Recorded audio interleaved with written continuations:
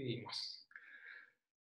Bien, el ítem B de este mismo problema que estábamos viendo recién decía que deduzcamos las mismas expresiones de la aberración de la luz, la dirección de la luz, a partir de la transformación del cuadrivector número de onda.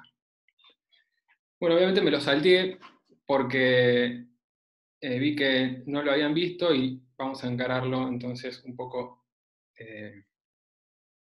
desde el principio, o introducirlo. Entonces nos apartamos un poco del problema para tratar de motivarlo. Ya conocemos el 3 vector número de onda, con el que trabajamos en la guía anterior.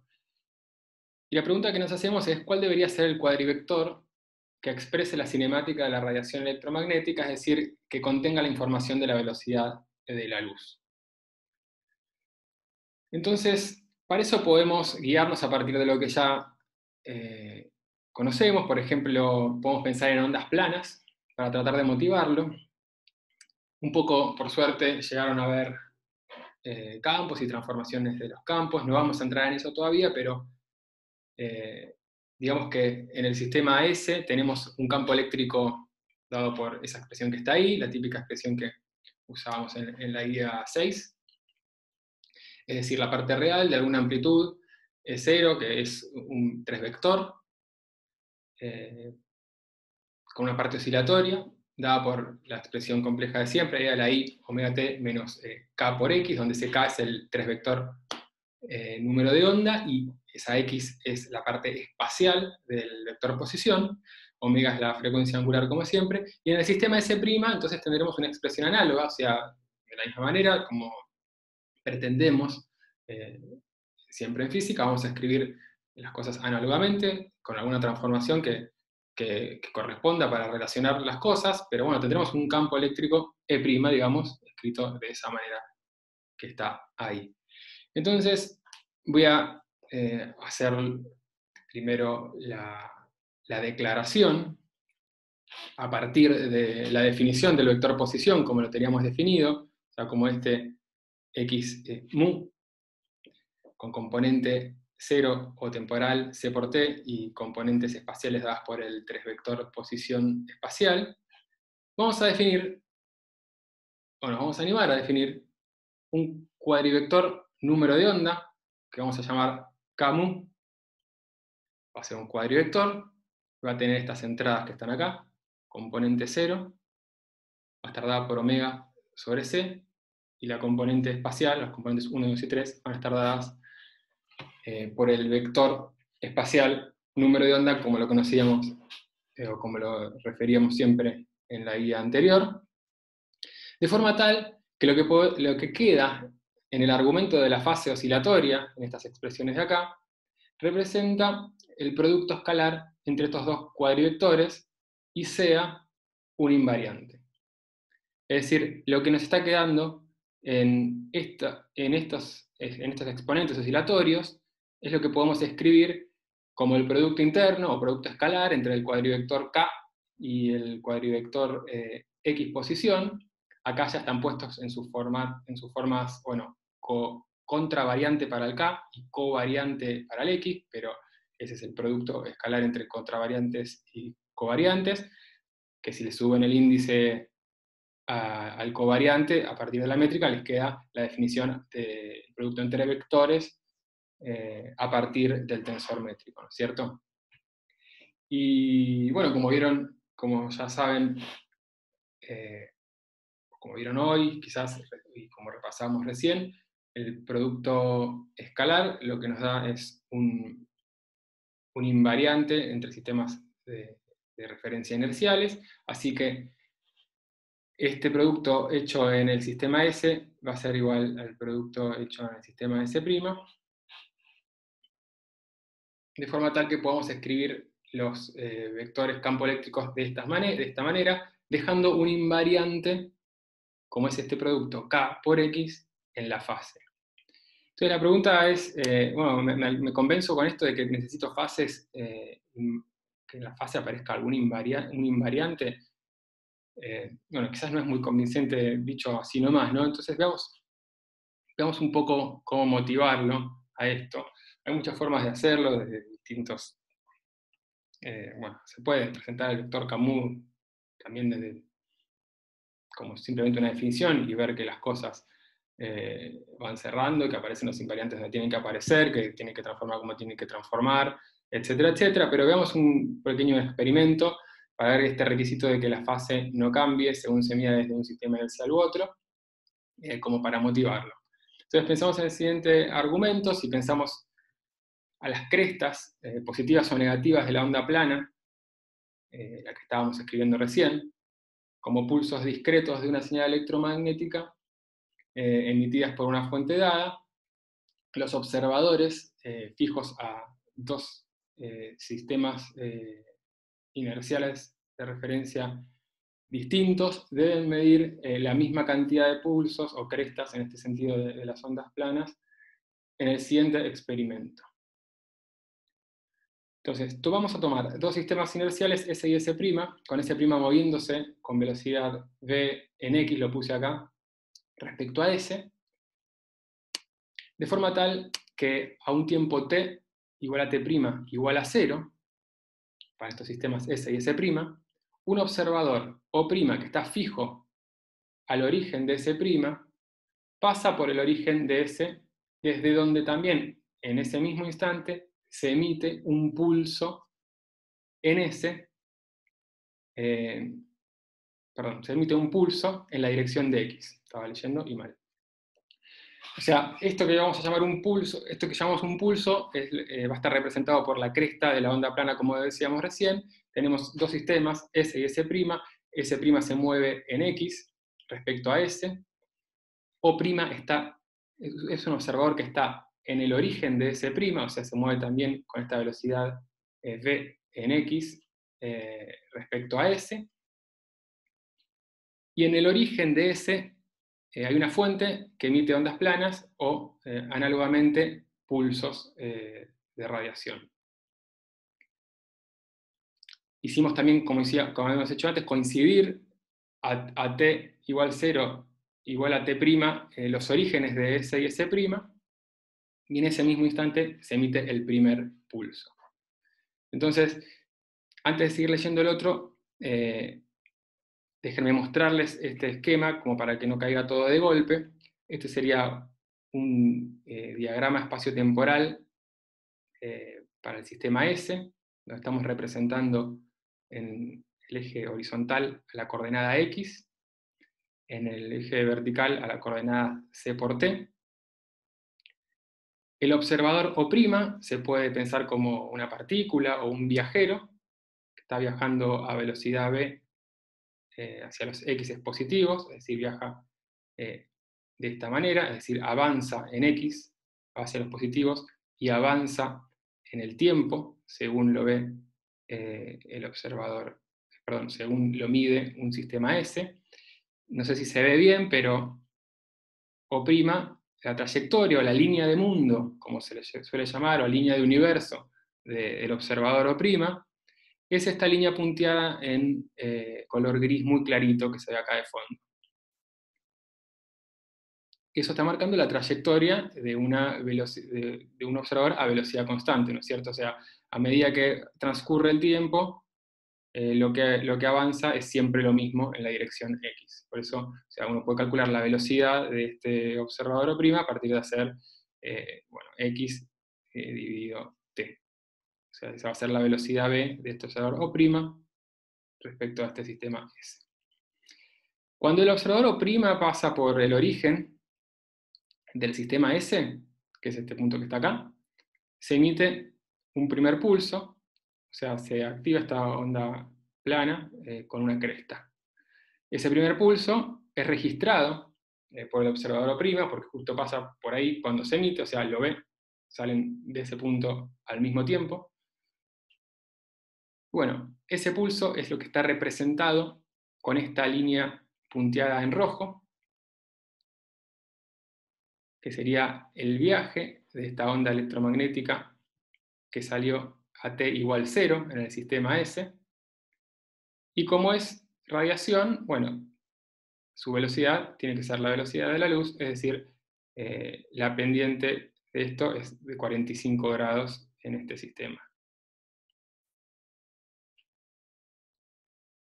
Bien, y por supuesto que O' claramente tiene que moverse dentro del cono de luz en el sistema S, por eso está por acá arriba, ¿cierto?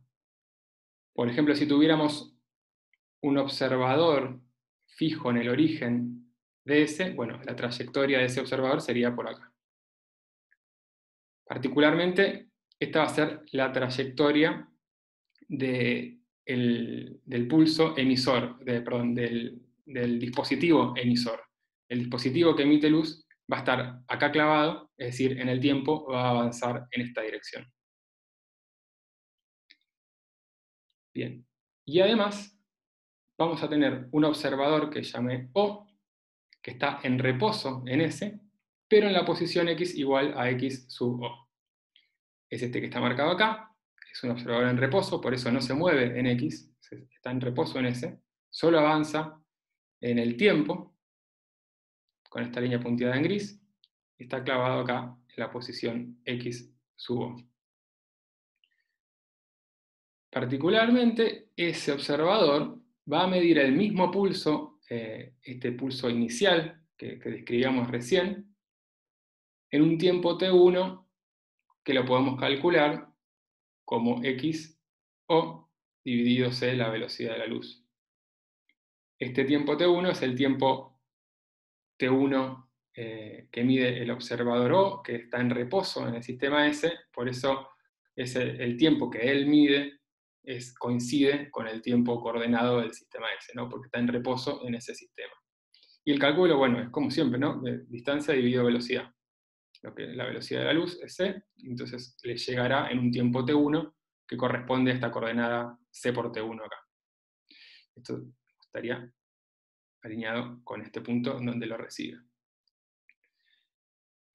Bien, y al cabo de un tiempo que llame t sub n, según se mide en el sistema S, los observadores se terminan encontrando, que sería este punto que está acá. O sea, el viajero O' avanza en X y se choca con el observador en reposo en S en un tiempo tn. Para el observador fijo, a S', el tiempo coordenado, que es igual a su tiempo propio, lo vamos a llamar tn' en este mismo momento del encuentro. Fíjense que si la fuente de luz de estos pulsos, de estas ondas planas, que estaba fija acá en el origen de S, siguió emitiendo, entonces entre el tiempo t, entre el tiempo t igual 0, cuando arrancó a emitir y cuando O' pasó por acá, y el tiempo de encuentro, t sub n, bueno, el observador O recibió todos estos pulsos, y particularmente el observador O' tiene que haber recibido al momento del encuentro también todos esos puntos, todos esos pulsos o todas esas crestas, como vemos acá en el diagrama espacio-temporal. Ven que además de medir este primer pulso, esta primer cresta, cuando se activó el dispositivo de emisión, a medida que fue avanzando O' se fue cruzando los siguientes pulsos que fueron emitidos acá, acá y acá. Se cruzó el segundo pulso acá, se cruzó el tercer pulso acá, y el pulso N, sería el cuarto en este dibujo, se lo cruzó exactamente acá, al mismo tiempo que O recibe la misma cantidad de pulsos. Bueno, acá un poco que ya dije todo, pero vamos a ver qué es lo que, vamos a pasar a escribir qué es lo que dije. Bueno, la fuente siguió emitiendo la misma onda plana coherente desde el origen de S durante todo el experimento. El observador O, en reposo en S, mide una cantidad n de pulsos entre los tiempos t igual 0 y t sub n, donde n está dada por las crestas de la onda plana que representa los pulsos.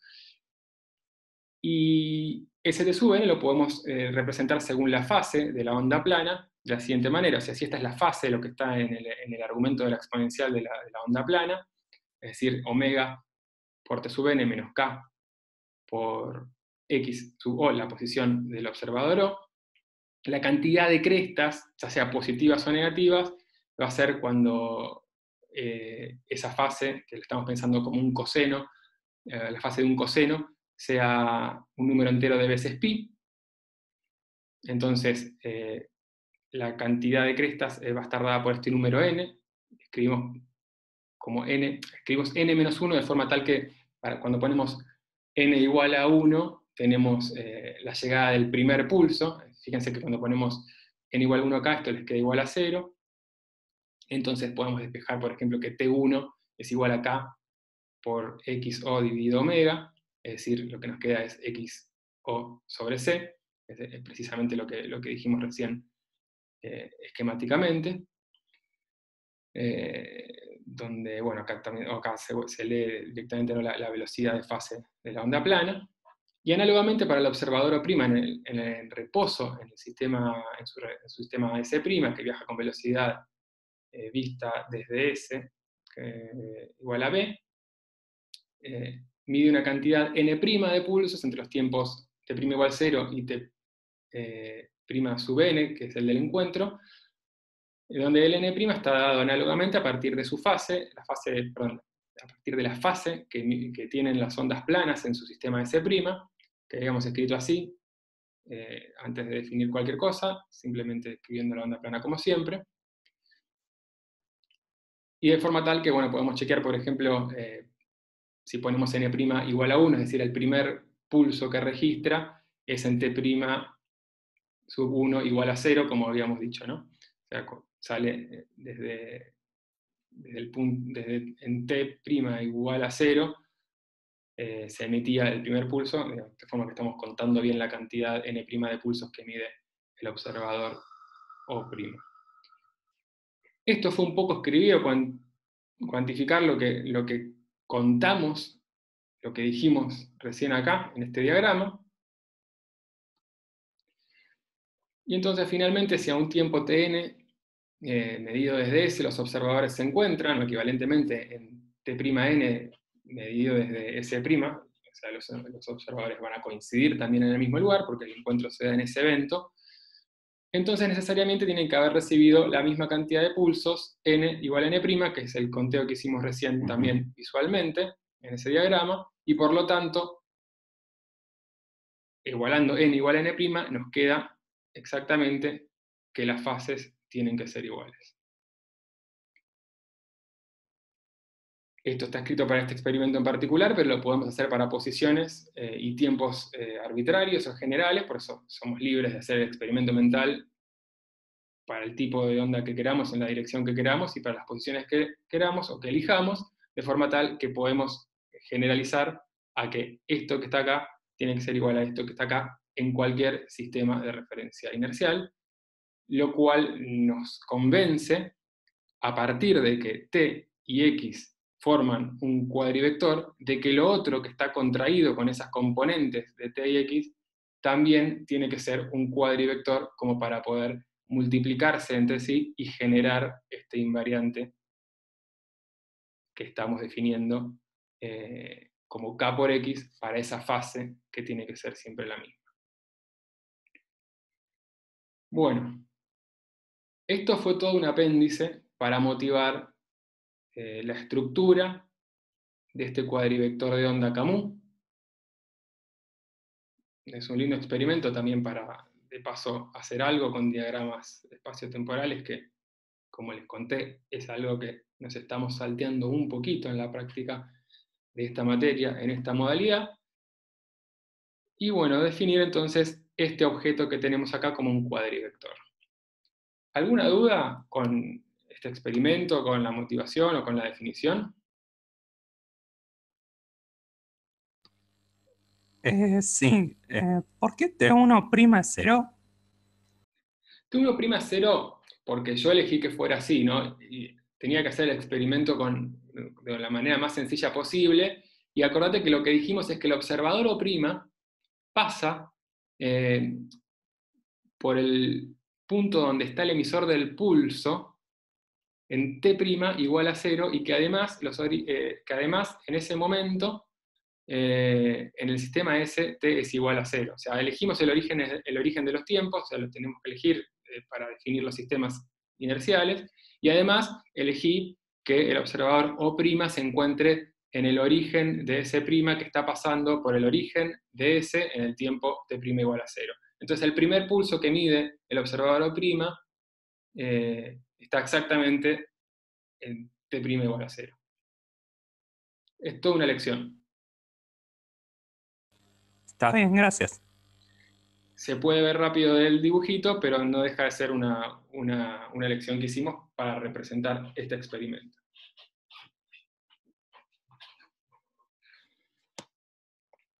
Bien, dicho todo eso, vamos a resolver el ítem B de este problema, que nos decía deduzca las mismas expresiones de aberración de la dirección de la luz, estas que vimos, a partir de las cuales vimos cómo se movía este ángulo θ', pero a partir de la transformación del cuadrivector número de onda.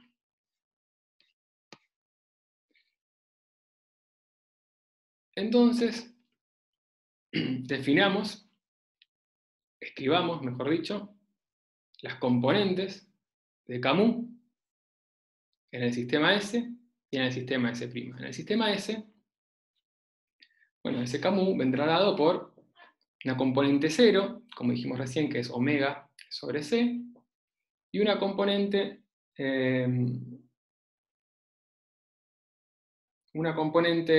espacial dada por el K vector, el 3 vector de siempre, que es omega sobre C por esto que llamamos K versor, que es la dirección de propagación en el espacio del rayo de luz o de la radiación electromagnética en general. Y bueno, particularmente este K versor ya lo teníamos definido arriba, es la dirección de los rayos que veníamos viendo, y lo escribimos de esta forma que está acá, ¿no? ¿Están todos de acuerdo? Que ya lo habíamos escrito, entonces el Camus nos queda así. Díganme sí o no. Bien. Análogamente lo hacemos para el Camus', ya tenemos todo escrito. No nos está interesando por ahora cuánto vale la frecuencia, sabemos que va a ser una frecuencia prima, la ponemos ahí como un parámetro más. Lo que nos piden es solamente en realidad el problema de la aberración, de cómo cambian las direcciones, y que utilicemos estos objetos, las transformaciones entre estos objetos. Entonces lo que vamos a hacer es aplicar una transformación de Lorentz sobre el cuadrivector número de onda, desde el que está escrito en S hacia el que está escrito en S', que es a partir de un boost en Z, porque S' viaja en dirección Z con una velocidad v positiva. Y lo que nos establece las transformaciones de Lorentz, bueno, es la misma transformación que escribí allá en la introducción, y es exactamente la misma porque todos los cuadrivectores transforman de la misma manera, simplemente habrá que aplicarlo para este en particular. Es que, bueno, la componente 0 o temporal del K'0, que teníamos definida así, la vamos a poder escribir en función de las componentes del número de onda, del cuadrivector número de onda en el sistema sin primar, a partir de lo que implica el boost. Acá abajo lo que hice fue reemplazar lo que es la componente 3, es decir, la componente como la componente en Z del número de onda, y la componente 0 que daba cuenta de la frecuencia. Hice las cuentas con mucho cuidado por lo que veo, pero simplemente es reemplazar y despejar entonces esta expresión que tenemos acá para la componente K0, K'0, en función de los parámetros de la onda, del vector escrito en el sistema S. Acá aparece gamma, la gamma que está compuesta por la v, la velocidad del boost. Y bueno, análogamente aplicamos las transformaciones de Lorentz para las componentes 1, es decir, en la dirección X, la componente 2 en la dirección Y. Es decir, escribir el K'1 en función del K1, el K'2 en función del K2, o sea, la componente 2 en el sistema S. Y para la componente 3, donde sí aparece explícita la transformación que estamos haciendo, porque el gusto es en Z, bueno, escribiremos la componente K'3 en función de la la K3 y la K0, obteniendo esto que está acá. Lo dejo que lo miren, pero es el típico boost en Z, y quiero saber si están todos de acuerdo con esta operación que hice recién.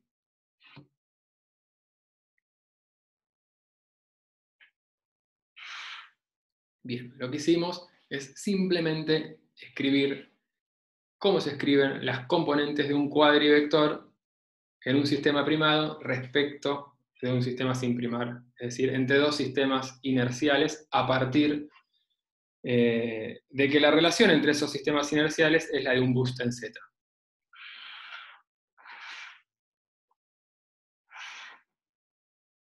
Pedro dice, esa resta entre componentes me hace un poco de ruido. ¿Qué pasa con restar una componente temporal y una espacial? Bueno, no pasa nada, fíjate que es lo mismo que veníamos haciendo con los cuadrivectores posición. Acomodamos las unidades siempre como para que todo el objeto tenga las mismas unidades. Voy a ir primero al posición. Acordate que la componente temporal, la componente 0, la que llamamos temporal, en realidad no es con unidades de tiempo porque está ajustada con este factor C, o sea, todo este objeto tiene unidades de longitud. De la misma manera, el vector K, a menos que haya metido la pata, debería tener todas las mismas unidades en sus componentes. Y efectivamente así es, fíjate que el vector K tiene unidades de número de onda, o sea, de 1 sobre longitud, siempre, ¿no? O sea, todas las componentes de los Ks tienen unidades de número de onda. K0 es omega sobre C y K es omega sobre C. Entonces, claro, dice Pedro, creo que lo que me resulta extraño es lo de restarle a omega sobre C algo con un versor. A ver, por ahí metí la pata. Ah, no, está bien. A ver, pasé muy rápido, quizás no es un versor, sino que es la componente de un versor, todo lo que está apareciendo acá. Ahí vamos a ver dónde estábamos recién. Quizás abusé un poco de la notación. Lo que aparece acá, o sea, esto que aparece acá, omega sobre C, por K versor Z, es la componente Z, o la componente 3 del K, del número de onda, del vector, cuadrivector número de onda, ¿no? O sea, todo esto que está acá es la componente 3. Y este versor es la componente Z del versor.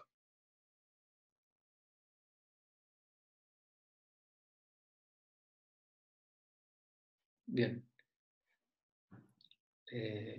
Sí, o sea, por ahí la anotación está un poco confusa, pero si no, después lo aclaro cuando lo podemos aclarar, a ver qué había puesto. Bueno, no le demos tanto tiempo a eso, ya se entendió. Bien, bueno, gracias Pedro.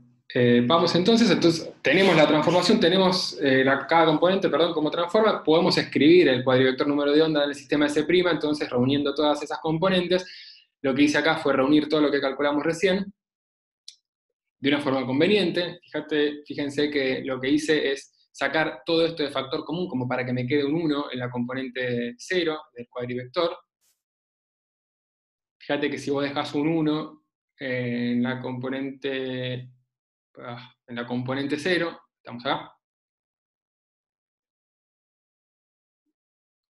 lo que te queda acá como factor común lo puedes interpretar como la frecuencia sobre C, y lo que te queda en la parte espacial va a ser la dirección de propagación de la onda. Eso es lo que está escrito acá. Podemos identificar entonces omega prima, la frecuencia en el sistema primado, dada por eso que está ahí, es decir, esto que está acá, nos queda en función de la omega en el sistema sin primar, beta y el coseno del ángulo θ.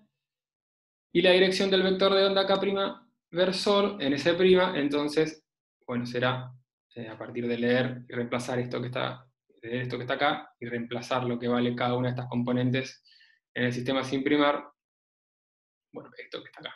Es decir, por ejemplo, el coseno de tita prima, que nos definía la componente en z de este versor, es igual a esto que está acá, que es exactamente lo mismo que habíamos obtenido en el ítem A del problema. Es decir, obtenemos acá las mismas relaciones que obtuvimos en el ítem A de este problema, que dedujimos a partir de la transformación de las velocidades espaciales, o sea, de la tres velocidad. Bueno, lo obtenemos a partir de la transformación de un cuadrivector, de leer componente a componente lo que quedó en, en esta transformación del cuadrivector número de onda. Por supuesto que para llegar a la última expresión que habíamos obtenido y con la que habíamos jugado un poco con esas tangentes, bueno, hay que trabajar, pero son las mismas expresiones del ítem A, o sea, a partir de acá obtenemos las mismas fórmulas de aberración que obtuvimos en el ítem C. Bien, vamos a ir hasta el final hoy. No es muy largo este problema. Hago una pausa para consultar si quieren preguntar algo del problema 1, porque ya lo vamos a dar por terminado. Si no, paso al problema 2. Sí, una pregunta está más arriba de la ecuación. Es cuando empezás a transformar el cuadrivector. Ahí, en donde dice temporal, la segunda, ver dónde sale el 0, el K0 y el K3. Bueno, ahí apliqué. Ahí lo que aplicaste fue el boost, o sea, hiciste una transformación de Lorentz para relacionar las componentes de un cuadrivector en un sistema S, en el sistema S, con las del sistema S', la componente 0, ¿no? O sea, viene de aplicar, voy bien arriba, exactamente esto que está acá. Esto que está acá, o sea, una transformación de Lorentz para un cuadrivector en el sistema S que te lleve al sistema S', donde lo estamos haciendo para el cuadrivector número de onda, es decir, para el K, ¿no? Acá. Ok, gracias. O sea, ese renglón que estábamos mirando ahí abajo es el análogo a este, donde en lugar de C por T' ponemos K0, K', supra 0, C por T es K supra 0, y acá Z sería K supra 3. ¿Sí? Sí, Oye. perfecto. Bueno, pasamos al problema 3, perdón, problema 2.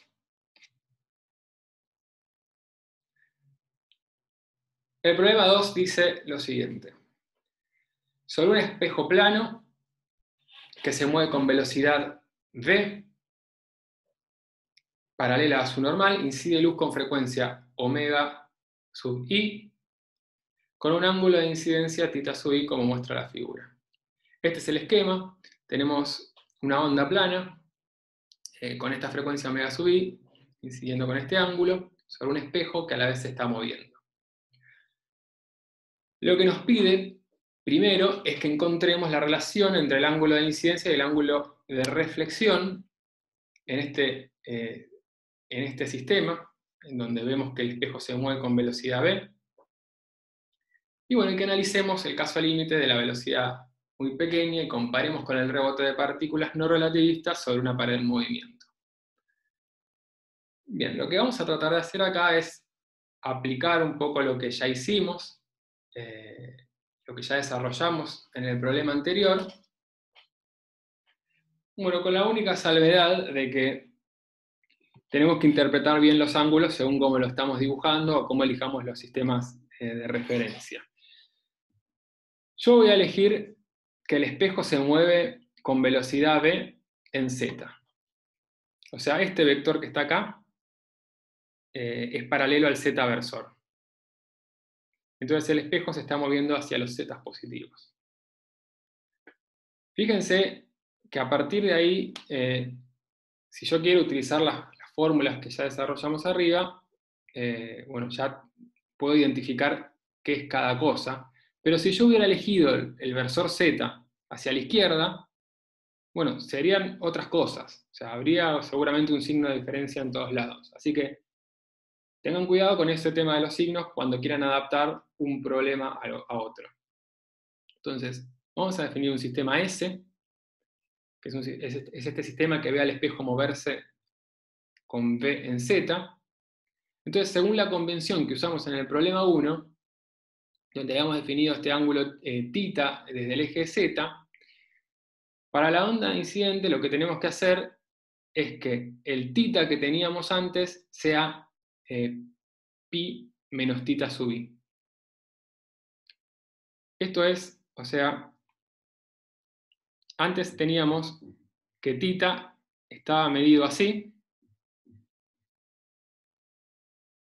desde el eje Z positivo, para un haz que entraba hacia el origen, y ahora nos están diciendo que θ sub i es esto que está acá, entonces este ángulo de antes va a ser pi menos θ sub i. Dicho eso, ya está, va a ser facilísimo, pero no hay que meter la pata en ese tipo de cosas si no quiere trasladar lo que hizo antes con un nuevo problema. Bien. La estrategia que vamos... Eso es un punto, digamos, como para tener cuidado, es medio una huevada, pero para tener cuidado, hago acá un pequeño paréntesis. Si eligiéramos Z versor hacia allá, hacia la izquierda, cambiaría la forma en que escribimos B, pero el θ de antes, del problema 1, sería igual al θ sub i que tenemos acá definido. Cierro este pequeño paréntesis. No vamos a elegir el sistema así, lo vamos a elegir de forma tal que el θ de antes del problema 1 sea pi menos el θ sub i. Y entonces la estrategia para resolver este tipo de problemas va a ser usar lo que ya sabemos. Lo que ya sabemos son las relaciones cinemáticas del problema de una interfase, por ejemplo, de una radiación de onda plana incidiendo sobre un espejo, pero cuando el espejo, o cuando estamos trabajando, mejor dicho, en el sistema en reposo del espejo. Y eso es lo que vamos a usar ahora. Nos vamos a mover a un sistema de referencia inercial en el cual el espejo está en reposo. Vamos a resolver parcialmente el problema, o vamos a resolver el problema ahí, y después vamos a volver al sistema S, al sistema original, en donde el espejo se estaba moviendo. Esta estrategia va a servir siempre que resolvamos problemas cinemáticos o dinámicos, cuando pasemos a los dinámicos, de ondas en una interfase. Todo lo que resolvimos en la guía 6 sigue valiendo para el sistema en reposo de las interfaces, y siempre podemos hacer este juego de ir y volver para conseguir las cosas que queramos según un sistema u otro. Es decir, nos vamos a ir a un sistema S', que es este que está acá a la derecha. En ese sistema S', que se mueve con velocidad v respecto a S, el espejo está en reposo, y en ese sistema S', el ángulo de la reflejada es igual al ángulo de la incidente, como hicimos siempre en los problemas de la guía 6. Es decir, siguen valiendo las condiciones cinemáticas allá, en el sistema S'. Bueno, todo eso es lo que creo que está escrito acá como la estrategia que vamos a seguir. Y entonces vamos a usar la fórmula de aberración para el ángulo de incidencia en el sistema S', como la escribimos en el ítem B, en el ítem C, perdón, del problema 1, que decía que la tangente de lo que antes habíamos llamado θ' sobre 2 es igual a la tangente de θ sobre 2 por este factor de escala.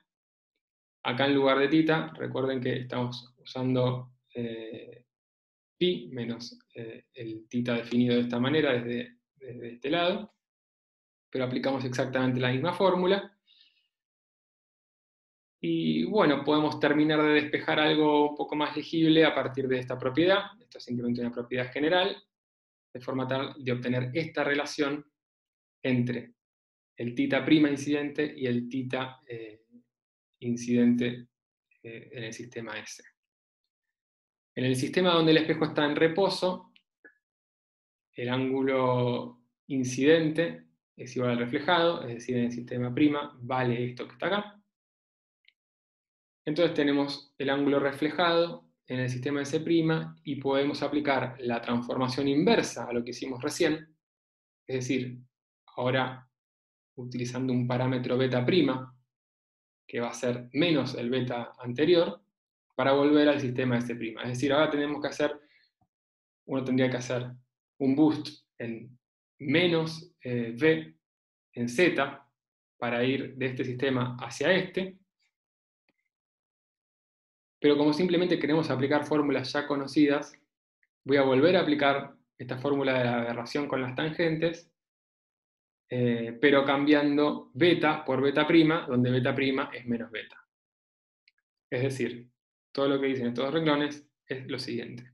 La tangente del semiángulo incidente en el sistema prima es igual al reflejado en el sistema prima, a la del reflejado, y la tangente del semiángulo en el sistema primado va a ser la tangente del semiángulo en el sistema sin primar por el mismo factor de escala de la aberración, donde ahora uso beta' en lugar de beta, y finalmente reemplazo que beta' es simplemente beta con el signo cambiado.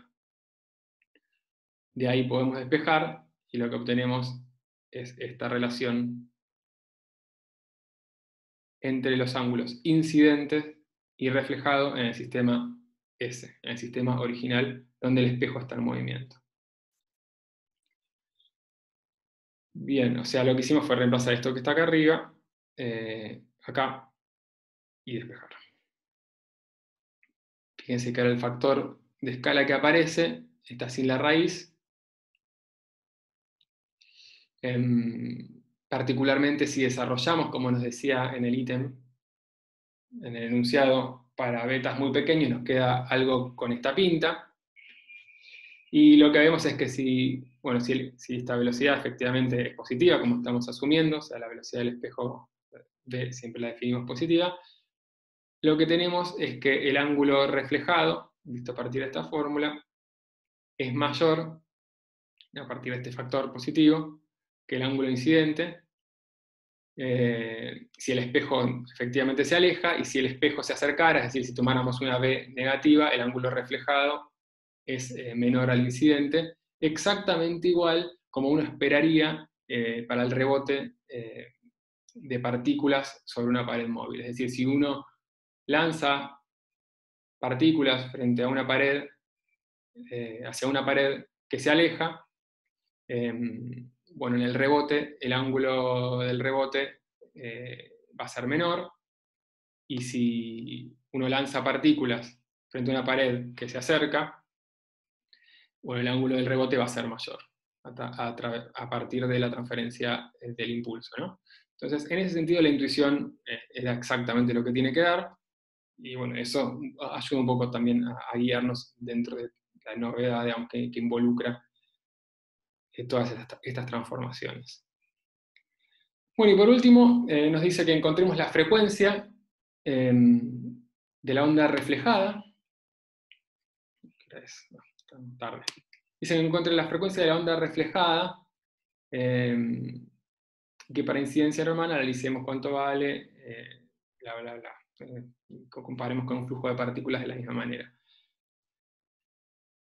Bueno, y para calcular la frecuencia de la onda reflejada, lo que vamos a hacer es utilizar el cuadrivector número de onda. Un poco ya vimos que la frecuencia está transformando a partir de lo que queda en la componente temporal, la componente 0 de ese cuadrivector. Y la estrategia va a ser la misma. Primero vamos a definir los números de onda en cada uno de los sistemas de referencia, en S y en S', o sea, este es el número de onda escrito en S. como lo escribiríamos siempre, o sea, con la parte espacial dada por la dirección en la que viaja la onda plana. Y para el sistema C' haríamos lo mismo. Y bueno, la estrategia va a ser escribir el número de onda en...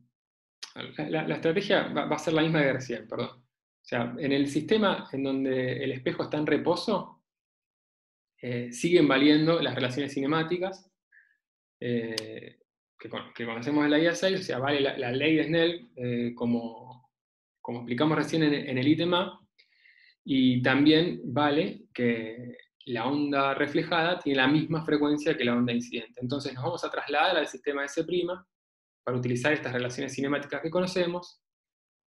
Vamos a encontrar cuánto vale el cuadrivector de onda reflejado en el sistema S', y después vamos a volver al sistema sin primar para escribir el cuadrivector de onda reflejado, y a partir de ahí leer cuánto vale, cuánto queda, o cómo queda la componente 0 de este vector, de este cuadrivector reflejado, para leer el valor de la frecuencia reflejada en el sistema original. Bien, entonces, transformamos a S', esto es escribir el cuadrivector primado a partir de la expresión del sin primar, y eso quiere decir aplicar una transformación de Lorentz a este cuadrivector, una transformación que sea precisamente un boost en z de velocidad v. Eso nos queda de esta pinta que está acá, donde lo que hicimos fue exactamente igual a lo que habíamos hecho antes. Una vez que tenemos escrito el primado, en función de los parámetros del sistema original S, vamos a escribir vamos a escribir el reflejado en el sistema primado, utilizando las relaciones cinemáticas de siempre. Y finalmente vamos a antitransformar del sistema S' al sistema sin primar a este cuadrivector reflejado. No estoy repasando en detalle las cuentas, lo que más me importa es que escuchen o después lean también la estrategia. Las cuentas son casi triviales, a partir de que es aplicar una vez y otra vez una transformación de Lorentz para un lado y para el otro, y bueno, tener, hacerse un poco, arremangarse un poco para despejar. De nuevo, para volver del primado al sin primar, utilizamos un parámetro beta' que sea menos beta, como habíamos hecho en el ítem A. Una vez que tenemos escrito el cuadrivector número de onda reflejado en el sistema sin primar, en el sistema original, donde se mueve el espejo, desde allí podemos leer lo que queda en la componente 0 como la frecuencia, o la frecuencia angular sobre C, es decir, todo esto que está acá, sin la C, va a ser nuestra frecuencia angular reflejada, o sea, esto que está acá.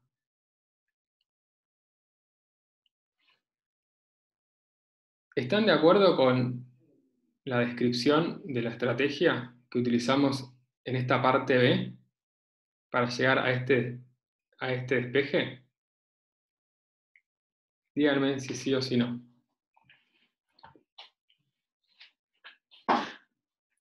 Bien, bueno, bastante bien, muchos sí. Joya. Después ustedes tendrán que revisar paso por paso cómo se escribió esta componente, cómo se transformó y cómo se antitransformó. Mariana pregunta, ahí tomaste I positivo para abajo, ¿no? Ah, sí, tenés razón, no está escrito el I, ¿no? Sí, gracias. I positivo para abajo, eso está buenísimo que lo hayas notado. Tal cual. Bueno, me quedo más tranquilo de que realmente están viéndolo bien. Le voy a agregar el versor I positivo después a esto. Así. Bien. Gracias, Mariana, perdón. No sé si te dije mal el nombre antes. Buenísimo.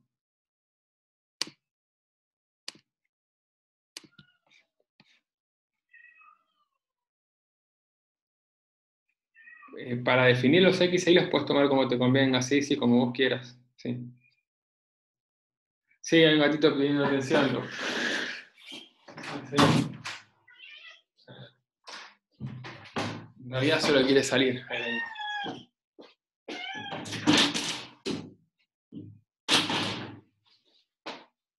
Bueno, ya cerramos, pero en realidad queda lo mejor. Así que esperen si pueden. Bien.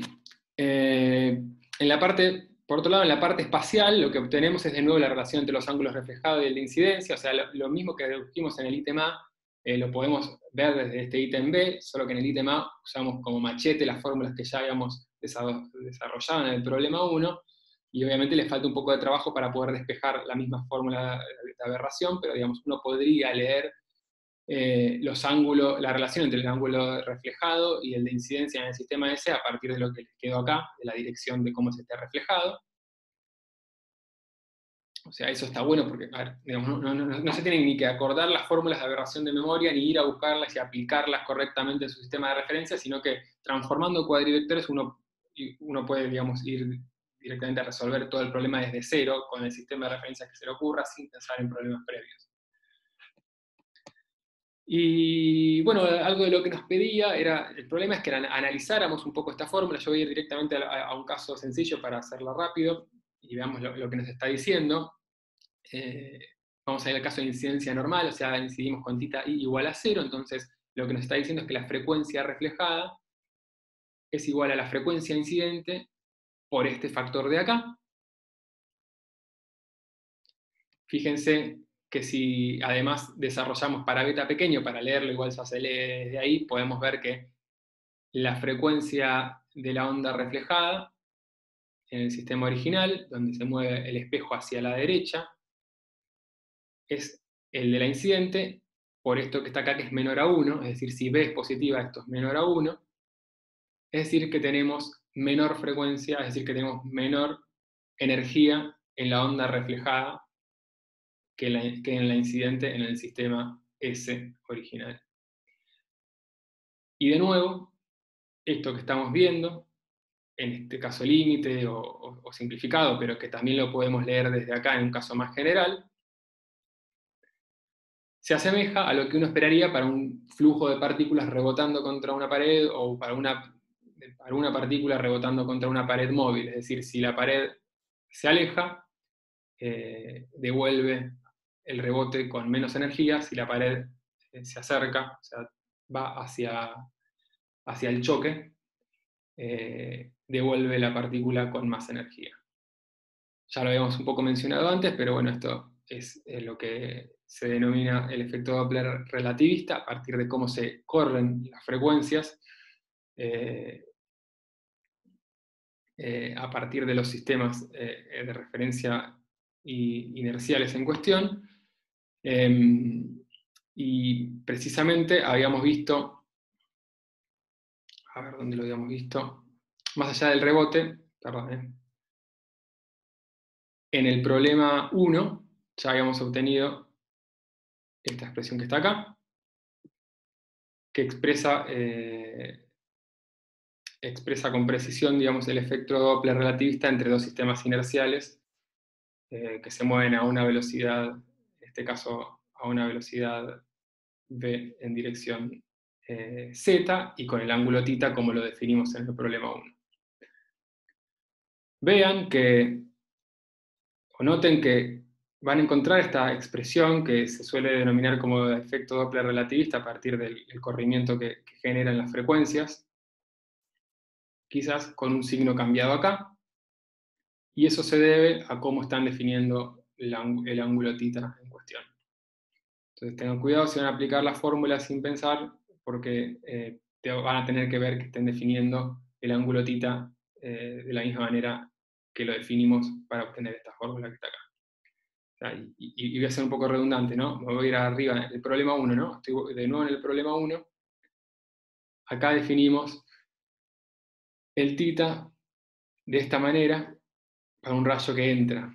Si ustedes plantean el Doppler relativista entre dos sistemas inerciales a velocidad que se mueven uno respecto al otro, a velocidad constante, pero definen los números de onda o la dirección de propagación saliente desde el origen, o sea, le van a cambiar un signo a todo, y esa forma del Doppler relativista entre sistemas inerciales les va a quedar con un signo cambiado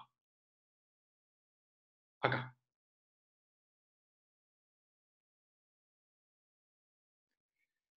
Tengan cuidado con eso. Por último, para experimentar un poco más esto del efecto Doppler a partir de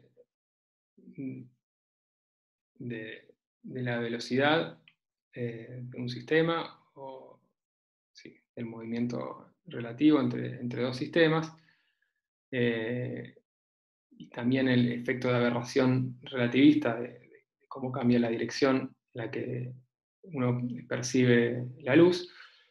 Les recomiendo experimentar o probar en primera persona esto que se llama un mundo con una velocidad de la luz reducida o mucho menor, que es un juego que está en este link.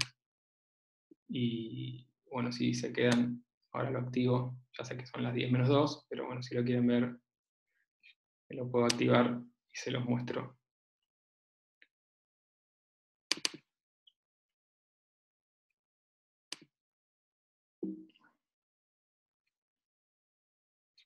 A ver si me deja hacer esto zoom.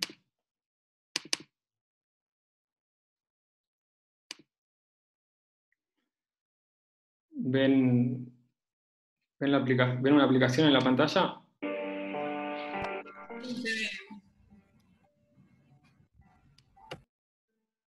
Bueno, tiene acá toda una historia cruel que no hay tiempo y la vamos a saltear porque ya no tenemos para ganar para disgustos en esta situación. Dejo para que lo lean y lo experimenten ustedes, pero bueno, les muestro de qué se trata. Básicamente, uno tiene que recorrer un mapita agarrando ciertos objetos que lo que generan es que se reduzca la velocidad de la luz. Entonces van a ver que en cierto momento, cuando ustedes hayan recogido estos amuletos, estoy recogiendo, cada vez que se muevan va a ser como moverse cada vez más cerca de la velocidad de la luz.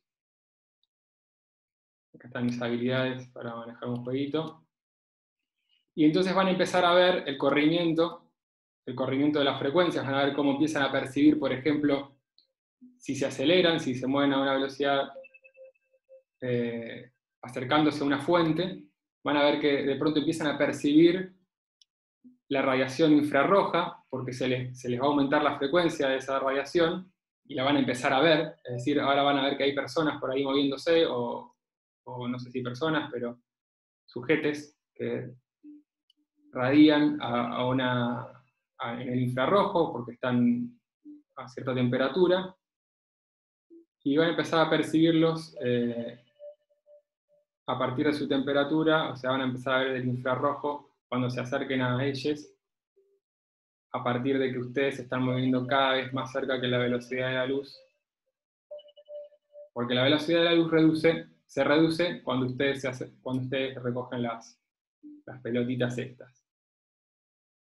Ahí ya ven que estoy viendo cosas rojas en las carpas de allá al fondo. Eso es radiación infrarroja que no estaría viendo si no fuera que la velocidad de la luz es cada vez menor y yo me estoy acercando a la velocidad de la luz cada vez que acelero. Y además empezamos a ver esto que habíamos visto en la primera parte de la clase de hoy. Esperen que quiero agarrar varias para que se note más. En cuanto a la aberración, me metí acá en este quilombo. Ahí está la sal. Fíjense que si me detengo, veo este panorama. Ahora acelero y veo cómo la bóveda me va, como se me va completando. Empiezo a ver cosas en mi perspectiva que no veía antes, así como el viajero que ve la bóveda del cielo, veía que las estrellas se concentraban adelante suyo cuando se acercaba a la velocidad de la luz. Por ejemplo, ahí veo hasta esa carpita que está por ahí, y cuando acelero veo que se concentra todo un poco más adelante mío. Bueno, experimentenlo, más allá de mis problemas para describirlo. Y nada, sientan un poquito de lo que sería viajar a la velocidad de la luz, o percibir a la velocidad de la luz.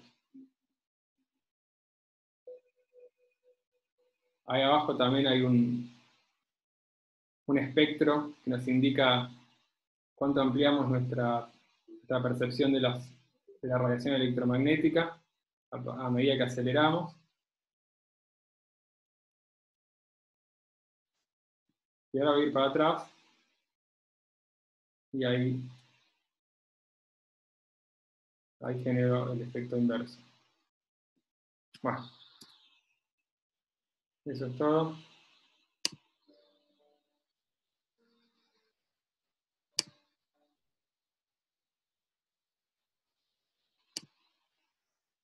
Y